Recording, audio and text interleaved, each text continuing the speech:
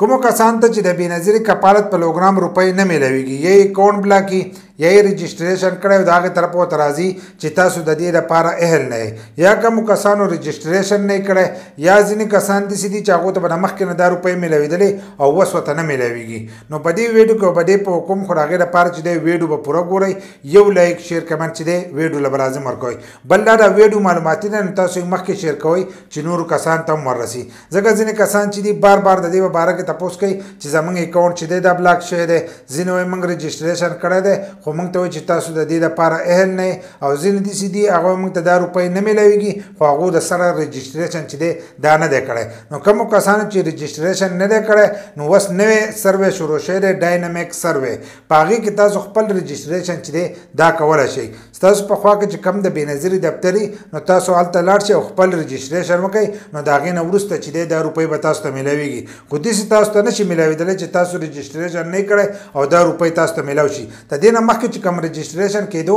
نو هغه کور په کور کېدو خو اوس چې دی دا په دفتر کې کېږي نو تاسو به دفتر ته ځئ او هلته به خپل رجسټریشن کوئ خو د هغې نه به مخکې 8171 ته میسج کوئ چې په هغې کې تاسو ته کوم تاریخ وښی نو په هغې تاریخ باندې چې دی تاسو به رجسټریشن نه ځئ کوم کسان چې د دې په باره کې تپوس کوي چې موږ رجسټریشن کړی دی خو اوس موږ ته وایي چې تاسو د دې لپاره اهل نه یې نو په دې کې تاسو له د غربت سکور درکوي نو ستاسو سکور چې دی هغه د نورو کسانو نه سیوی نو د دې د وجې نه تاسو ته وایي چې تاسو د دې لپاره اهل نه یې نو دې اکثر بیا تپوس کوي چې موږ به دوباره رجسټریشن کله کوو نو دوباره رجسټریشن به تاسو هلو کوئ چې کله ستاسو د دې رجسټریشن چې دی 2 کاله وشي نو ځینې کسان وایي چې موږ دې ته موږ 2 کاله صبر کوو که 2 کاله صبر نه کوئ نو ستاسو په فیملی کې به نور کسان تاسو د هغو رجسټریشن چې دی دا هم کولی شئ که ستاسو ورور مور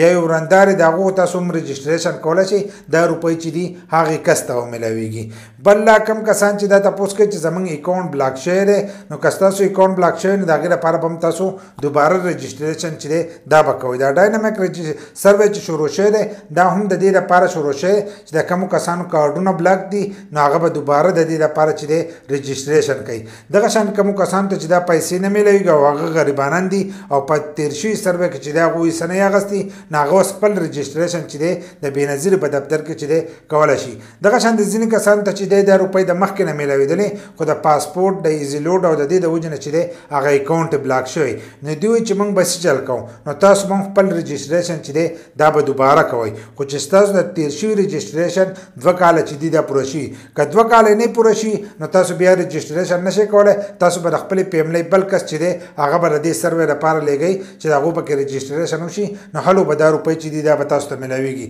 خو دغه شان ډایرکټ چې دی دا تاسو ته نشي میلاوېدلی کومو کسانو چې رجسټریشن کړی دی نو 2 کاله چې دي تاسو به صبر کوئ که تاسو ته د دې لپاره تاسو اهل نه یې د کومو کسانو چې بلاک دی هغه هم رجسټریشن کوي اوس په هر تحصیل کې چې دی دا رجسټریشن شروع شوی کوم ځای کې د بېنظیري دفتر دی نو هلته کې دا رجسټریشن کېږي خو د هغې لپاره به تاسو 8171 ته چې دی میسج به کوئ نو په هغې کې به تاسو ته تاریخ ښایي ځکه نن سبا په دفترو کې ډېر زیات رش دی نو په هغې کې تاسو ته تاریخ وښایي چې په پلاني تاریخ باندې چې دی تاسو به راشئ نو ستاسو رجسټریشن به کېږي نو تاسو په هغې تاریخ هم تللی شئ او د هغې نه وروسته چې دی تاسو هم تللی شئ یو کس دا لیکلو وایي موږ ته چې دی 2 کاله ټایم یې موږ له راکړی دی نو دا 2 کاله ټایم یې تاسو له په دې درکړی دی چې تاسو رجسټریشن اوس کړی دی نو ځکه یې تاسو له 2 کاله ټایم چې دی دا په دې وجه درکړی دی چې را روان رجسټریشن چې دی هغه به تاسو 2 کاله پس چې دی تاسو به کوئ نو هلو به تاسو ته دا روپۍ چې دي دا میلاویږي خو په بله طریقه دا تاسو ته نشي میلاوېدلی دا له طرفه نوی اپډیټ دی چې په دې کې دا ورکړي چې 2 کاله پس چې دی تاسو نوی سر